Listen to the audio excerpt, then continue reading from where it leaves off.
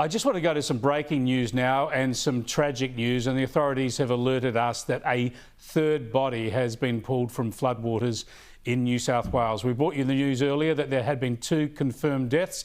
The death of a man in his 60s who was found dead in his home yesterday, and another body recovered today of a man in his 30s. Police have reported they have now found a third body. So 3 victims from this New South Wales floods crisis, and last word there was at least 1 other person missing. So heed the warnings, look out for your loved ones, friends, family and community members as this flood crisis continues, and especially heed the warning from authorities not to drive through floodwaters. Just confirming there, the death toll has risen to 3.